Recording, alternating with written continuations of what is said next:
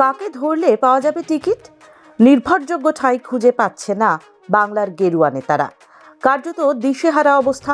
বাংলার 20টি লোকসভা কেন্দ্রের জন্য প্রার্থী তালিকা প্রকাশ করেছে বিজেপি।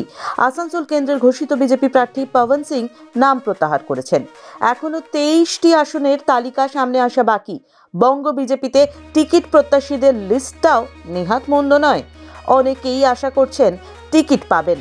প্রথম দফার প্রার্থী তালিকায় চমক না থাকায় পদ্ম পার্টির বাংলা ইউনিটে মিশ্র প্রতিক্রিয়া দেখা গিয়েছে। আদি থেকে শুরু করে নব্য বিজেপি নেতা নেত্রীরা টিকিটের জন্য লড়ে যাচ্ছেন।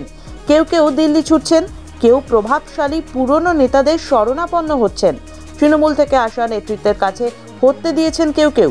টিকিট প্রত্যাশীদের মধ্যে অনেকেই অবশ্য কেশব ভবনে সংঘ আধিকারিকদের কাছে প্রার্থনা জানিয়ে এসেছেন।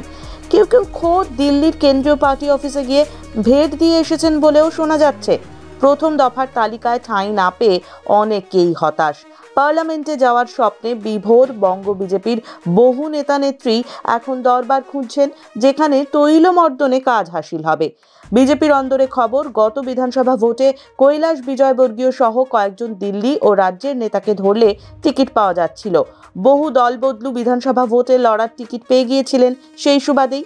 এবারও এক একটি লোকসভা আসনের জন্য 30 থেকে 35 জন টিকিট প্রত্যাশীর আবেদন জমা পড়েছে।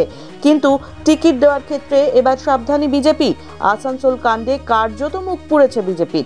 একাধিক বেসরকারি সমীক্ষক সংস্থার রিপোর্ট ও একাধিক কেন্দ্রীয় এজেন্সির তালিকা জমা পড়ার পর প্রার্থী করা হচ্ছে। ফলে কোনো দাদাকে ধরেই টিকিট পাওয়া যাচ্ছে না। অন্যদিকে দিকে দিকে বঙ্গ বিজেপির অন্দরে বিদ্রোহের চোরাস্রোত বইছে। দৃষ্টিভঙ্গির ফেসবুক, ইনস্টাগ্রাম, টুইটার ফলো করুন। ইউটিউব চ্যানেলটি সাবস্ক্রাইব করে দিন। সঙ্গে থাকুন।